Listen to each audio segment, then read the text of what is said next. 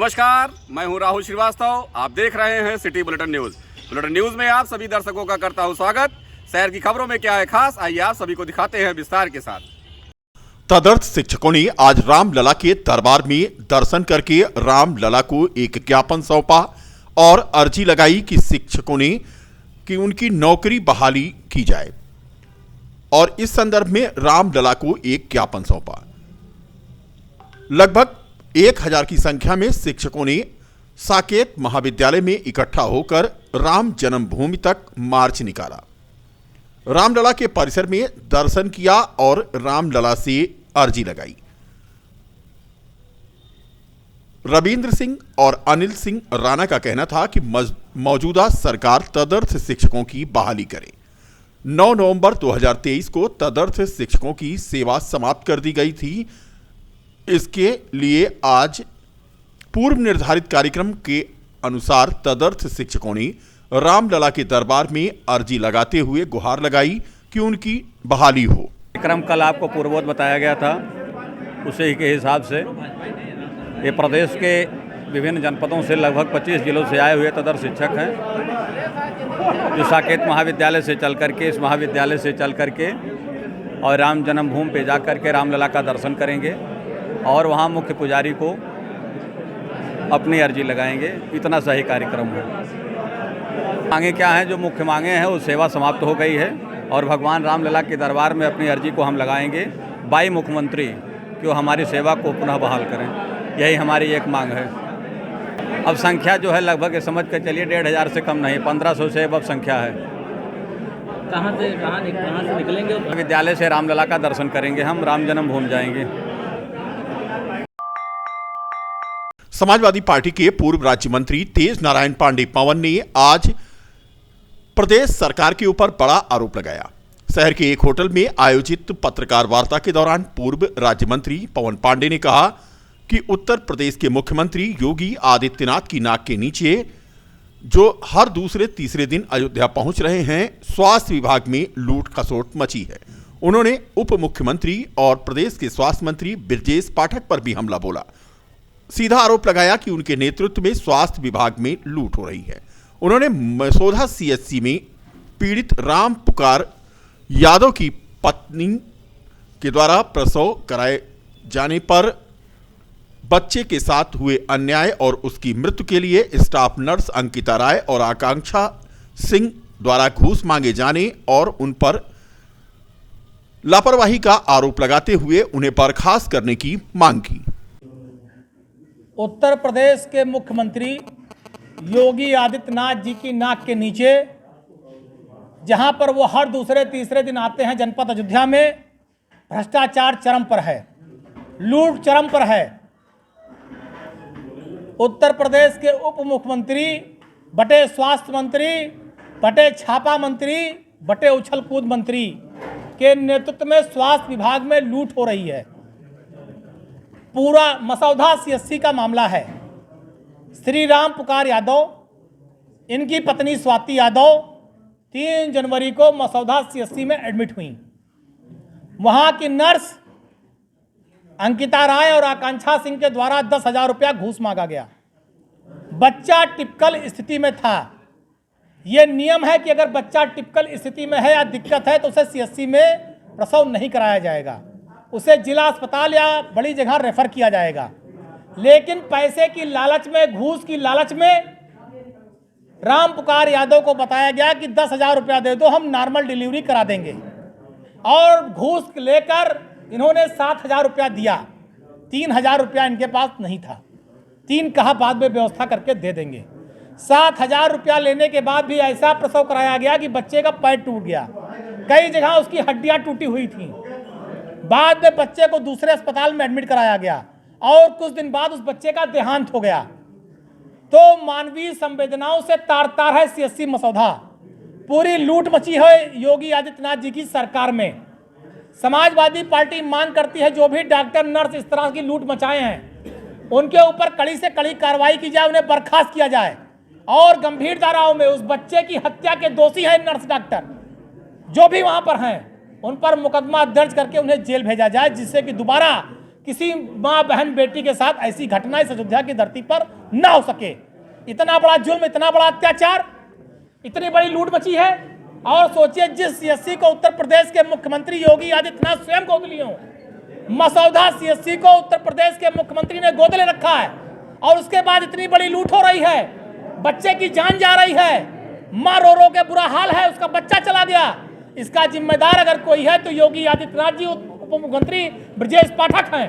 ऐसे लोगों पर कड़ी कार्रवाई की जाए। और पूरा जब अयोध्या सीएससी का यह हाल है जिसको मुख्यमंत्री गोद लिए, तो पूरे प्रदेश में स्वास्थ्य विभाग का क्या हाल होगा आप अंदाजा लगा सकते हैं। आज पूरा उत्तर प्रदेश भ्रष्टाचार और लूट के आकंठ में डूबा है। दिल्ली बॉर्डर पर बैठे किसान नेताओं ने आज भारत बंद का आह्वान किया, तो रामनगरी अयोध्या में भी किसान नेता भारत बंद को लेकर सड़क पर निकले। इस दौरान भारतीय किसान यूनियन टिकैत गुट के प्रदेश सचिव श्रीराम वर्मा के नेतृत्व में किसान नेताओं ने व्यापारियों, अधिवक्ताओं और अन्य लोगों से मिलकर भारत बंद को सफल बनाने की अपील की। उन्होंने कहा कि जिस तरीके से केंद्र की सरकार वादा खिलाफी किसानों के साथ कर रही है और दिल्ली जा रहे किसानों के साथ सरकार अत्याचार कर रही है, वह ठीक नहीं। किसानों के ऊपर पानी की बौछार, आंसू गैस छोड़े जाने और अन्य तरीके से उनका उत्पीड़न किए जाने को लेकर के आज उन्होंने कहा कि भारत बंद बुलाया गया था और उनकी मांग है कि शांतिपूर्ण ढंग से दिल्ली में किसानों को प्रवेश करने दें। ये तो भारत बंद का निर्णय राष्ट्रीय कार्यकारिणी के इलाहाबाद के संगम तट पर तय हुआ था। ये घोषणा किया गया था कि जो पुराने वादे सरकार ने किसानों के साथ किया है दिल्ली बॉर्डर पर, और इनके जो एजेंडे रहे हैं जिस पर किसानों को बहका करके वोट लेने का काम इन्होंने किया है, वो इनको याद दिलाने का काम भारत बंद के आह्वान पर जो है हम लोग जो है करेंगे 16 तारीख में। लेकिन इससे पहले कुछ किसान वहाँ दिल्ली जा रहे थे और उनके ऊपर बर्बरतापूर्वक लाठियाँ चलाई गई, पानी की बौछारें चलाई गई, गोलियाँ भी चलाई गई, जिससे वो जख्मी है। वो आप मीडिया के आदमी हैं, आपको पूरी तरह से अवगत हैं। उन किसानों के ऊपर क्यों लाठी चलाई जा रही है, उनको क्यों इस तरह से हरासमेंट किया जा रहा है, ये भी मुद्दा उसमें प्रमुख रूप से जुड़ा हुआ है। और आज भारत बंद के उसमें तत्वाधान में हम लोग, भारत बंद तो था ही, और रेल का चक्का भी जाम करने जा रहे थे हम लोग। टेनिक्स एकेडमी की शूटिंग प्रतियोगिता में विजेता प्रतिभागियों को नगर आयुक्त विशाल सिंह ने सम्मानित किया। बता दें कि टेनिक्स शूटिंग एकेडमी हनुमत नगर पहाड़गंज में 3 दिवसीय all India open shooting championship प्रतियोगिता का समारोह पूर्वक समापन हो गया। आए हुए मुख्य अतिथि का शूटिंग चैंपियनशिप के आयोजक दिनेश सिंह द्वारा बुके और अंगवस्त्र देकर सम्मानित किया गया। मुख्य अतिथि नगर आयुक्त विशाल सिंह ने शूटिंग प्रतियोगिता में विजेता खिलाड़ियों को मेडल पहनाकर तथा स्मृति चिन्ह देते हुए पुरस्कार की धनराशि प्रदान की। विशिष्ट अतिथि के रूप में पूर्व MLC Leelavati Kushwaha, doctor Mahendra Singh Vishnu, doctor DR Bhuvan, professor Kapil Rana, पार्षद चंदन सिंह द्वारा भी विजेता खिलाड़ियों को मेडल और स्मृति चिन्ह प्रदान किया गया। मुख्य अतिथि नगर आयुक्त विशाल सिंह ने इस मौके पर कहा कि टेनिक्स एकेडमी इस तरह की प्रतियोगिता कराकर खिलाड़ियों को आगे बढ़ने का मौका दे रही है, जिससे कि वह अपने देश का नाम रोशन कर सकें। श्री सिंह ने शूटिंग चैंपियनशिप प्रतियोगिता के आयोजक कैप्टन दिनेश कुमार सिंह को बधाई देते हुए खिलाड़ियों के उज्जवल भविष्य की कामना की। प्रतियोगिता का आयोजन टेनिक्स शूटिंग एकेडमी के निदेशक और कोच कैप्टन दिनेश सिंह द्वारा किया गया। नाम ध्रुव सिंह है। मैंने आज यहाँ टेनिस शूटिंग रेस में ब्रॉन्ज मेडल जीता है और मैं बहुत सारे मेडल जीत चुका हूँ और मैं नेशनल शूटर हूँ और मैंने ऑल इंडिया मेडल जीते हुए हैं .22 बोर में और एयर राइफल बोर में। ये तैयारी कि हमको इंडियन टीम में सेलेक्ट होना है और हमारे दीपक दुबे सर हमको सिखा रहे हैं सेलेक्ट होने। ये टेनिक्स एकेडमी के कैप्टन दिनेश कुमार जी के द्वारा ये inter state shooting championship organise की गई थी, जिसमें जैसा मुझे बताया गया कि ना केवल उत्तर प्रदेश से बल्कि उत्तर प्रदेश के अलावा अन्य राज्यों से भी बच्चे यहाँ शूटिंग के इस कंपटीशन में पार्टिसिपेट करने के लिए आए और उत्तर प्रदेश के भी विभिन्न जिलों के बच्चों ने कंपटीशन में पार्टिसिपेट किया और मेडल्स जीते। आज उनका समापन समारोह था जिसमें मैं सौभाग्यशाली हूँ कि इन्होंने मुझे बुलाया और मैं आज आकर बच्चों से न केवल मिल सका, उनको मेडल दे सका, बल्कि यहाँ का जो इनका प्रयास है उसके महत्व को भी समझ सका। आने वाले समय में लगातार उत्तर प्रदेश सरकार भी खिलाड़ियों को और खेल को प्रोत्साहित करने में लगी हुई है। खिलाड़ियों को एज अ खेल को अपने कैरियर के रूप में चूज़ करने का भी अवसर दिया जाए। इसके लिए उनको जब वो खेलों से रिटायर होते हैं तो उनको लगातार नौकरी दी जाती है, उनकी इकोनॉमिक वेलबींग के बारे में प्लान किया जाता है और जब वो खेल रहे हैं उस समय उनको फैसिलिटीज़ प्रोवाइड की जाएँ, इसका प्रयास किया जा रहा है। साथ ही साथ आज एक प्राइवेट सेक्टर के रूप में, एक एंटरप्रेन्योर के रूप में रिटायर्ड आर्मी के जो कैप्टन दिनेश कुमार जी का प्रयास है, मैं उनको साधुवाद देता हूँ और यहाँ पर उनकी पूरी टीम को साधुवाद देता हूँ जो लगातार ना केवल खेल की सेवा कर रहे हैं बल्कि देश की सेवा कर रहे हैं और यूथ को एक दिशा दे रहे हैं। बहुत बहुत शुभकामनाएं मुझे देनी है 10X एकेडमी को और इसके संचालक को और इस पूरी टीम को। बहुत बहुत धन्यवाद। बीकापुर शिक्षा क्षेत्र अंतर्गत खजुराहट में स्थित एसडी पब्लिक स्कूल के वार्षिक उत्सव में स्कूली छात्र छात्राओं ने सांस्कृतिक कार्यक्रमों की ऐसी छटा बिखेरी कि उपस्थित अभिभावकों सहित अतिथिगणों का मन मोह लिया।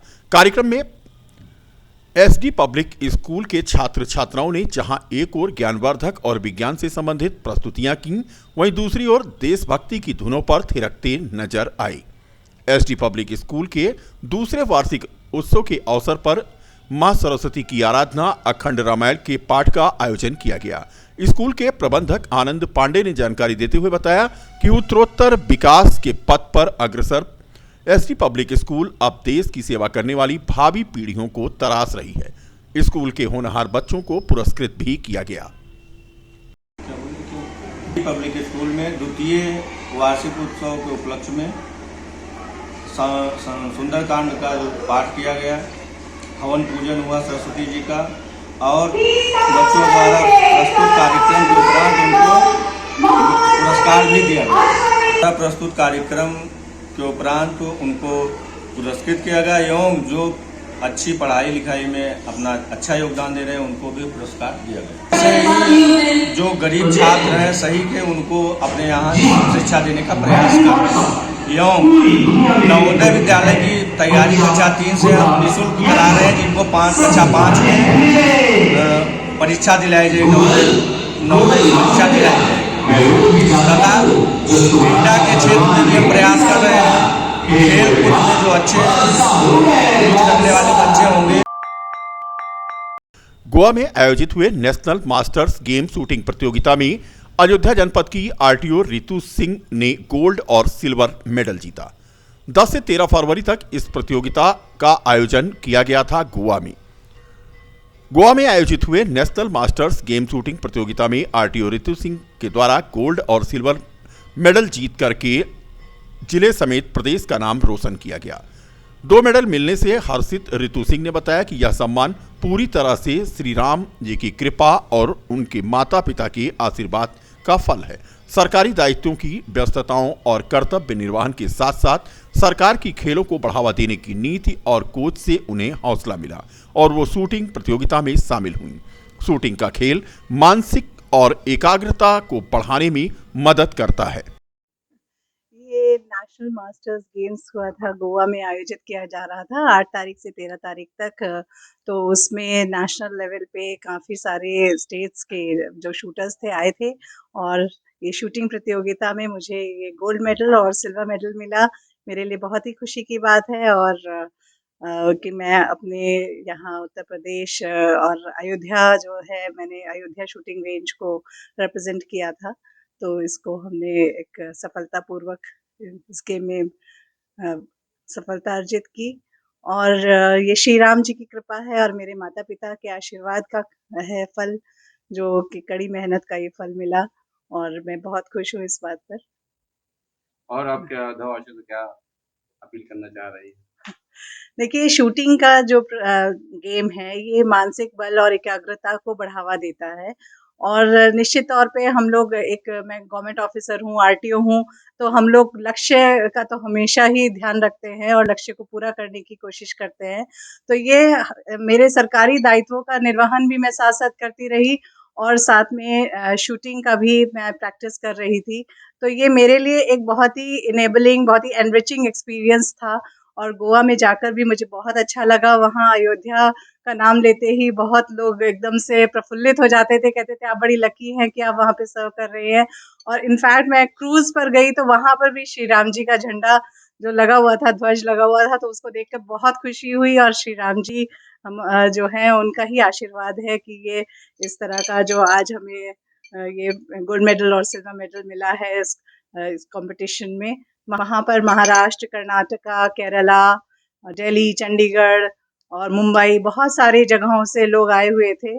पूरे इंडिया के लोग आए हुए थे। तो ऐसे अनुभवी शूटर्स के बीच में इनाम लाना मेरे लिए वाकई में बहुत खुशी की बात है।